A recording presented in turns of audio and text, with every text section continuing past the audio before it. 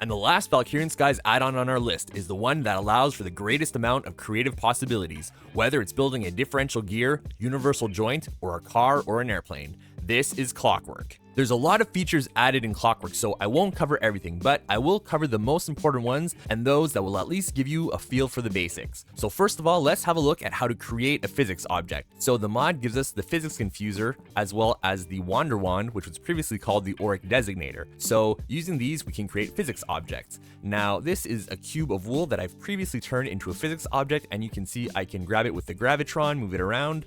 And if I press F3 and B, well then I can see the hitbox around it. So that shows us that it's a physics object. And if I place a heavy block on it, we'll see that it's accordingly affected by gravity. So how do we create our own physics object? Well, the first step is to designate one corner with the wander wand and then select the entire object. And then we place a physics infuser on it and then right click the physics infuser with the wander wand. And now the wander wand will go inside of the physics infuser and we'll see this pink cube rise up.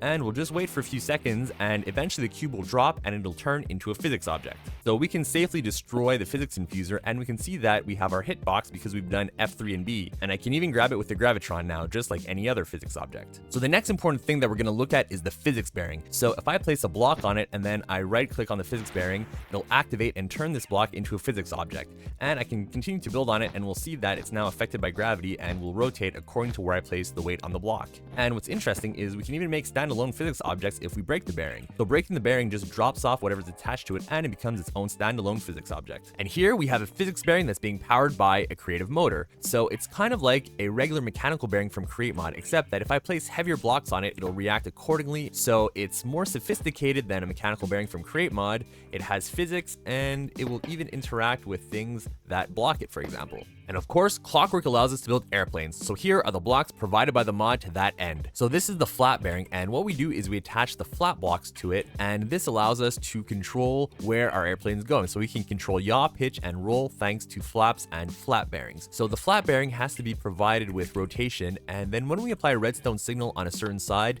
it will tilt in that direction. So I have buttons here, and we'll see the flaps tilt in that direction. We can also give an analog signal. So with an analog lever, we can have fine-tune adjustment over our flaps. So this will allow us to trim our flaps. The next block is the wing, and confusingly, it looks identical to the flap, but they don't work identically. So the wing will always provide lift upwards if the plane is moving forwards, and the flap will only provide lift if it's angled a certain way. And finally, we have the propeller bearing. So to make your plane go forwards, you need propellers, and what you do is you just place sail blocks on the propeller bearing and assemble it. So once that's been assembled, you apply rotation and it will spin and it will provide thrust for your planes.